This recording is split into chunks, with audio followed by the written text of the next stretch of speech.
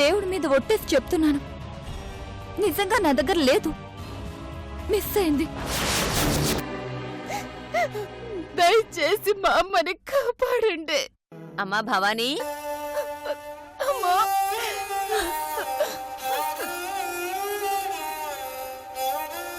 అమ్మా, నువ్వు కూడా నాకు దక్కవేమోనని నాకెంత భయం వేసిందా అమ్మా. చెప్పు నరసింహ. సార్, సిఐ గారు వచ్చారు. ఓకే, 5 నిమిషాల్లో ఉంటాను.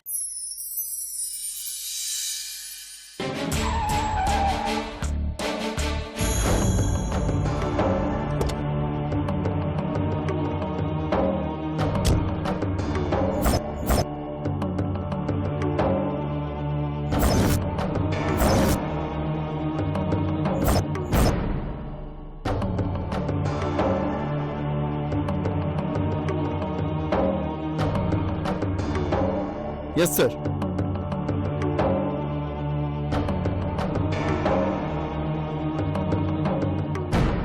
Welcome sir, welcome. ఏంటి, ఎక్కడి నుంచి వస్తున్నారు? షికార్కి వెళ్ళారా? సార్, పర్వాలేదు చెప్పు జీకే. గర్ల్ ఫ్రెండ్తో కాఫీ షాప్కి వెళ్ళొచ్చావా, లేకపోతే గండిపేట చెరువుకి వెళ్ళొచ్చావా? దయచేసి అలా మాట్లాడకండి సార్. యూనిఫామ్ నేను దైవంగా భావిస్తాను. అంటే నేను దెయ్యంలా భావిస్తానా? జీకే గురించి డిపార్ట్మెంట్లో ఎవరిని అడిగినా నా మంచితనం గురించి చెప్తారు సార్. అదే డిపార్ట్మెంట్ నీ సిఐ గురించి అడిగితే నా చెడ్డతనం గురించి చెప్తారు. ఎవరిని అడగాల్సిన అవసరం లేదు సార్, నాకు తెలుసు. సెట్ అయ్యరా? సార్, ఒక అమ్మాయి తన మదర్ని హౌస్ అరెస్ట్ చేశారని కంప్లైంట్ చేస్తే ఆమెని సేవ్ చేసి వాళ్ళ ఇంటి దగ్గర డ్రాప్ చేసి వస్తున్నాను సార్. కంప్లైంట్ లెటర్ ఏది? పోనీ ఎఫ్ఐఆర్ ఏది? జీకే, నీ తెలివితేటలు ట్రైనింగ్ అయి వచ్చిన కానిస్టేబుల్స్ దగ్గర చూపించు, సర్వం తెలిసిన నాలాంటి వాడి దగ్గర చూపించుకో. Now I'm coming to the point. ఆ రోజు కోర్టు మన డిపార్ట్మెంట్కి ఏం ఆర్డర్స్ పాస్ చేసింది? కమల్ అనే వ్యక్తిని, షూట్ చేసిన వ్యక్తిని పట్టుకోమని చెప్పింది, అవునా? మరి మన ప్రోగ్రెస్ ఏది? నీ తండ్రికి బెయిల్ రావడానికి చేసిన కృషిలో 1% క్రిమినల్ పట్టుకోవడానికి చేసుంటే ఈ పాటికి వాడు దొరికేవాడు. వాడిని పట్టుకోమని ఆ స్నేహ అనే లేడీ, అదే మీ అత్త, టార్చర్ పెట్టేస్తుంది. పైనుంచి ఒకటే ఫోన్లు. కమిషనర్, డీజీపీ, మినిస్టర్ ఒకడు కాదు, అందరూ దొబ్బేస్తున్నారు. అర్థమైందా?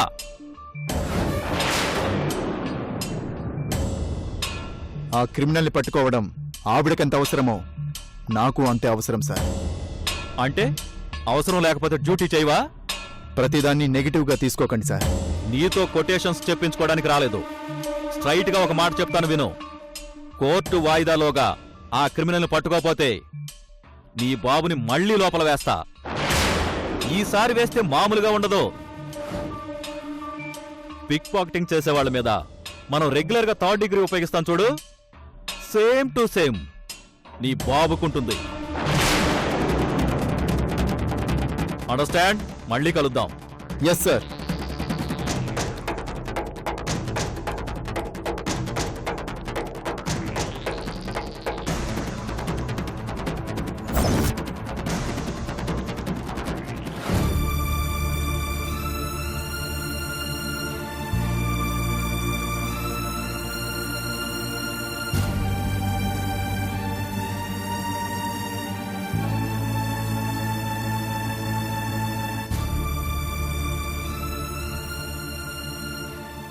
రాజీకే, మావయ్య హత్యకి సంబంధించి వివరాలు ఏమైనా తెలిసాయా?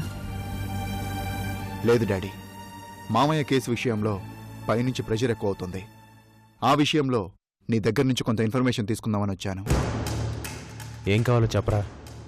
మామయ్యకి శత్రువులు ఎవరైనా ఉన్నారా నాన్న? వాడు అజాత శత్రువురా. వాడి వల్ల బాగుపడ్డవాళ్లే గాని నష్టపోయిన వాళ్ళు ఎవరూ లేరు. మరి మామయ్యని హత్య చేయాల్సిన అవసరం ఎవరికుంటుంది నాన్న?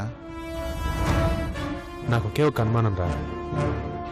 బుల్లెట్ ఎవరికో తగలబోయి మీ మావయ్యకి తగిలిందని నా మనసు కనిపిస్తుంది. అంటే ఆ పెళ్లి ఆపడానికి ప్రయత్నించి ఎవరినో చంపబోయి మావయ్యని చంపారేమో అనిపిస్తోంది.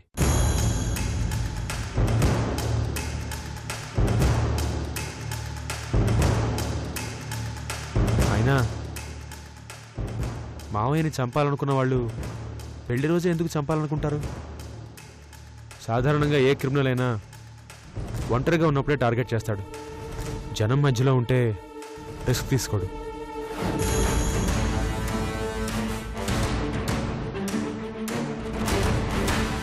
నాకైతే ఒకటే అనిపిస్తోందిరా, వాళ్ళు పెళ్లిలో మీ మావయ్యని చంపాలనుకోలేదు, వేరే ఎవరినో టార్గెట్ చేశారు. కానీ మధ్యలో బావ బలైపోయాడు.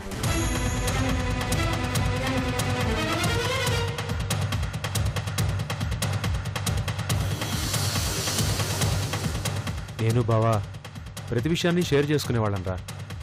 ఒకసారి మధ్యలో వాడి కార్ బ్రేక్స్ ఫెయిల్ అయినప్పుడు నా మీద ఎవరో హత్య ప్రయత్నం చేశారు బావా అని చెప్పాడు.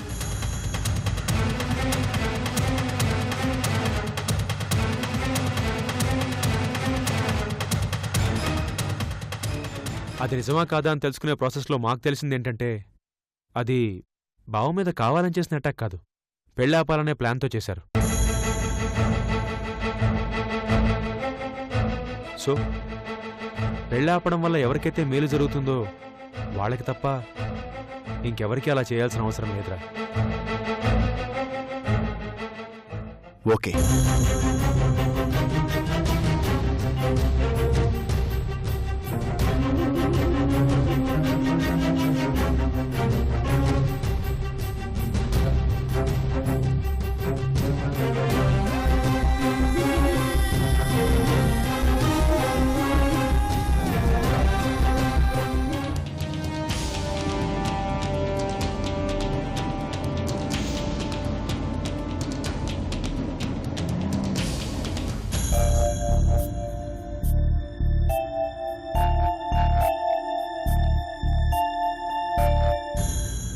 మీరా?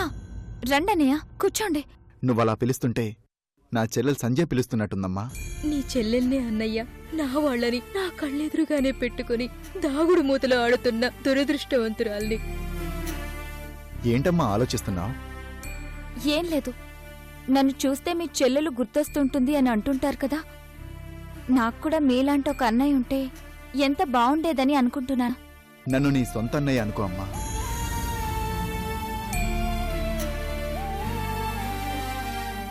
కూర్చోండి.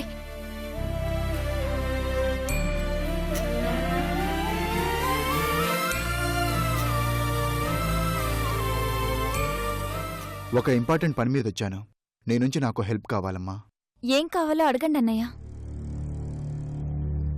మా కమల్ మామయ్య డెత్ విషయంలో నేను కొన్ని క్లూస్ సంపాదించే పనిలో ఉన్నాను. ఆ విషయంలోనే నీ హెల్ప్ కావాలమ్మా.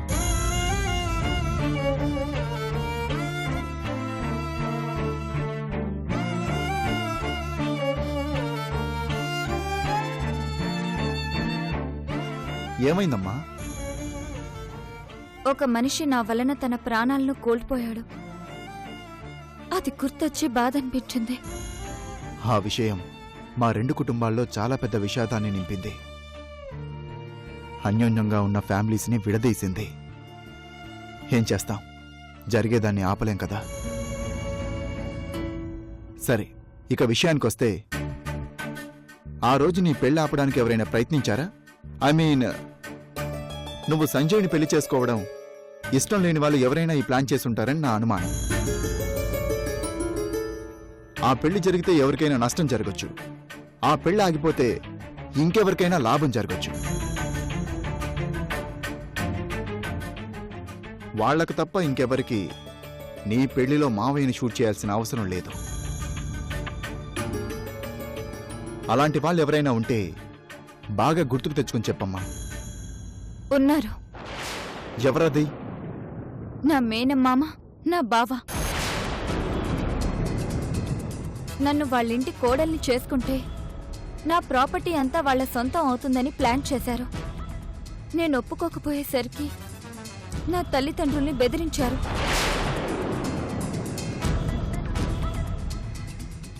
చివరికి నా స్నేహితురాలు పల్లవిని బలి తీసుకున్నారు. పల్లవి అంటే భవాని చెప్పిన అమ్మాయా? అవును, పల్లవి బ్యాక్గ్రౌండ్ ఏంటి? రిటైర్డ్ మేజర్ విష్ణువర్ధన్ కూతురు. దేశాన్ని కాపాడిన ఒక సైనికుడికి ఈ సమాజం ఇచ్చిన బహుమతి విషాదం అన్నమాట. సో నువ్వు చెప్పిన దాన్ని బట్టి చూస్తే నీ మేనమామ నీ బావలంటే ధర్మతేజ అండ్ పరశురాం. ఎక్కడుంటారు వాళ్ళు?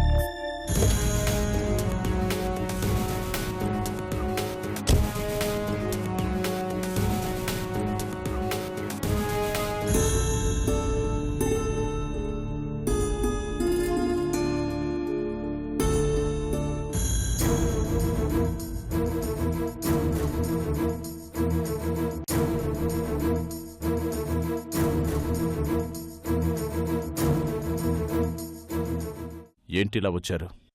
మళ్ళీ నా మీద ఏదైనా ఎలిగేషనా? దేశం లోపల మేమంతా ప్రశాంతంగా బతకడానికి కారణం దేశ సరిహద్దుల్లో ప్రాణ త్యాగానికి కూడా వెనకాడని మీలాంటి గొప్ప వాళ్ళ త్యాగాలే కారణం సార్. ఎవడో చెప్పిన మాటలు నమ్మి ఆ రోజు మీ ఇంటికొచ్చి మిమ్మల్ని ఇబ్బంది పెట్టినందుకు ఐఎమ్ ఎక్స్ట్రీమ్లీ సారీ సార్. పర్వాలేదు. ఏ పని మీద వచ్చారో చెప్పండి. మీ దగ్గర నుంచి ఒక విషయం తెలుసుకుందామని వచ్చాను సార్. నా దగ్గర నుంచి తెలుసుకునేంత విషయం ఏముంటుంది సార్? మీ అమ్మాయి పల్లవి గురించి నాకు కొంత ఇన్ఫర్మేషన్ కావాలి సార్. మీ పోలీస్ డిపార్ట్మెంట్ అదొక హిట్ అండ్ రన్గా కొట్టిపారేసింది కదా, ఇంకా దాని గురించి తెలుసుకోవడానికి ఏముంటుంది?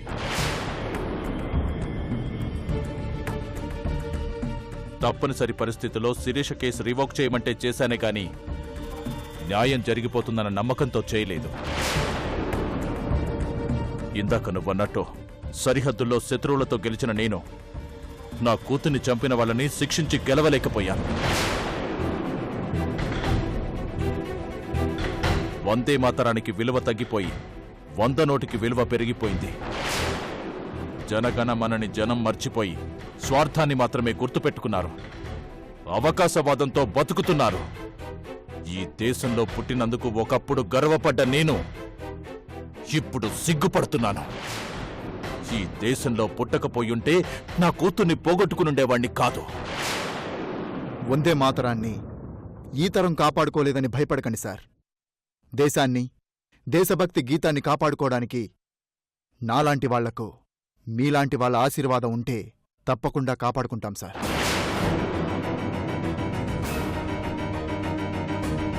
కొంతమంది మనుషుల వల్ల వ్యవస్థ అప్పుడప్పుడు అస్వస్థతకి గురవుతుంది. అంత మాత్రాన భయపడాల్సిన అవసరం లేదు సార్.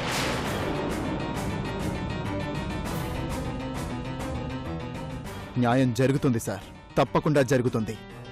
నన్ను నమ్మండి. వెళ్ళొస్తాను సార్.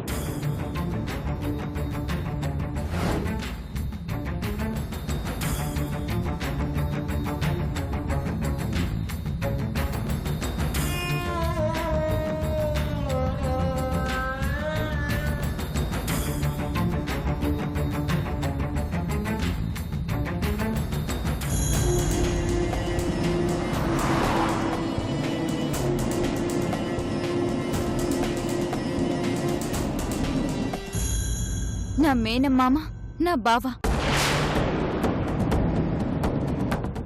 నన్ను వాళ్ళింటి కోడల్ని చేసుకుంటే నా ప్రాపర్టీ అంతా వాళ్ళ సొంతం అవుతుందని ప్లాన్ చేశారు. నేను ఒప్పుకోకపోయేసరికి నా తల్లిదండ్రుల్ని బెదిరించారు. చివరికి నా స్నేహితురాలు పల్లవిని బలి తీసుకున్నారు. తప్పనిసరి పరిస్థితిలో శిరీష కేసు రివోక్ చేయమంటే చేశానే గాని న్యాయం జరిగిపోతుందన్న నమ్మకంతో చేయలేదు.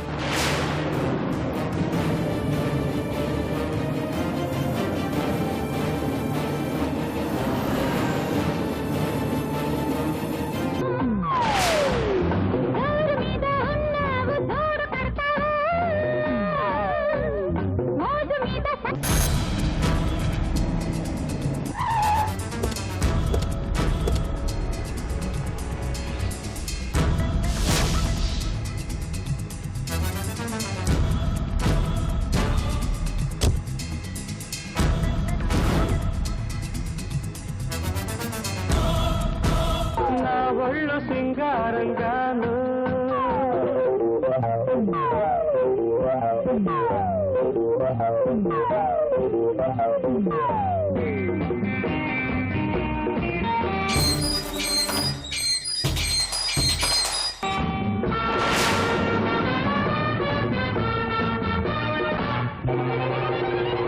బంగారు కొండ మీద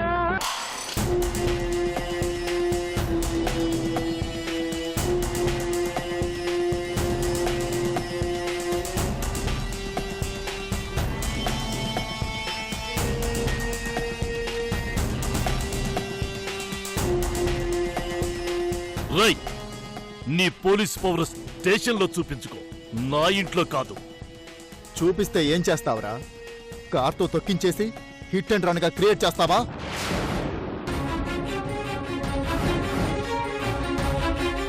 ఆ, చెప్పరా. చాలా పెద్ద మ్యాటరే పట్టుకొచ్చారు. హ, ఏంటి విషయం? మీ ఇద్దరిని అరెస్ట్ చేయడానికి వచ్చాన్రా. అరెస్ట్ చేయడానికి వచ్చావా? ఏ కేసు కింద అరెస్ట్ చేస్తావు? లిస్టు చెప్పమంటావా? నంబర్ 1, కార్గిల్ వీరుడి భూమిని ఆక్రమించుకున్నందుకు. నెంబర్ 2, అడ్డుపడిన అతని కొడుకుని చంపినందుకు. నెంబర్ 3, ఆ వీరుడి కూతుర్ని పాడు చేసినందుకు.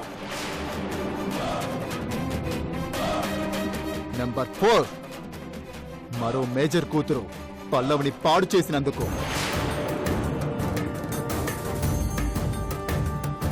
మీ ఇద్దరిని అరెస్టు చేయడానికి ఈ నేరాలు చాలా, లేకపోతే మీ నేర చరిత్ర ఓపెన్ చేసి వాటిలో మీ డబ్బుతో మీ ఇన్ఫ్లుయెన్స్ తో కప్పేసిన నేరాలను బయటకు తీయమంటారా? రై రై రై నీకంత సీనుందా? రై, సమాధుల్లోంచి నిజాల్ని బయటికి తీస్తాను. ఆఫ్టర్ ఆల్ పాత ఫైల్లోంచి తీయడం పెద్ద కష్టమే రేయ్, కాదురా. నీకు చేతనైంది చేసుకోరా. నాన్న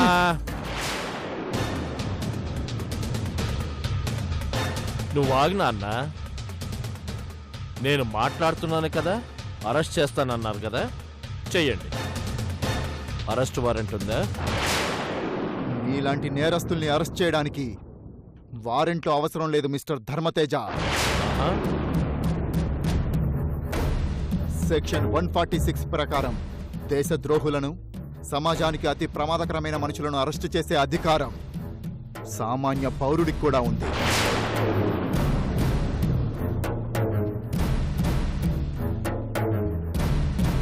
నేను పోలీస్ ఆఫీసర్ని. నాలాంటి వాడికి ఆ అధికారం ఇంకా ఎక్కువ ఉంటుంది. డౌట్ ఉంటే మీ పర్సనల్ లాయర్కి ఫోన్ చేసి తీరిగ్గా స్టేషన్లో కూర్చొని కనుక్కుందో గాని ముందు స్టేషన్కి నడవండి. నిన్ను చాలా తక్కువ అంచనా వేశాను. ఆఫ్టర్ ఆల్ ఒక ఎస్ఐ మమ్మల్ని అరెస్ట్ చేయడానికి వస్తున్నాడని ముందు తెలుసుంటే మా జాగ్రత్తలో మేము ఉండేవాళ్ళం. ఏం చేసేవాడివిరా? ఏదో ఒకటి చేసేవాళ్ళం. ఇప్పుడు మాకు ఆ అవకాశం లేకుండా చేశారు కదా. ఇంకే, బయలుదేరండి. ఒక్క నిమిషం. K Gopalakrishna SI. ఈ ఒక్కసారి చదువుకో డార్లింగ్.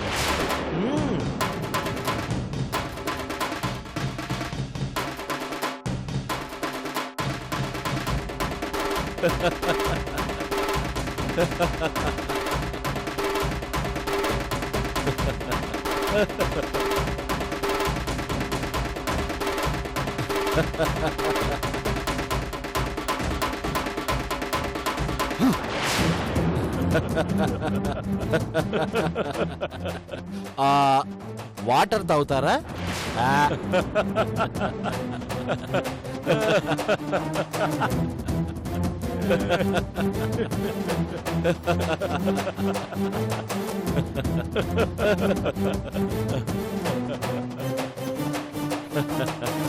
మిస్టర్ జీకే, దందాలోకి ఎంటర్ అయ్యే ముందు నీలాంటి వాళ్ళని ఎలా డీల్ చేయాలో తెలుసుకునే ఎంటర్ అయ్యాను.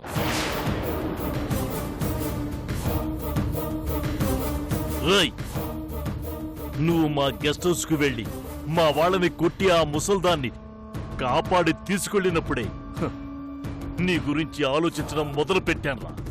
పిచ్చిన డాష్.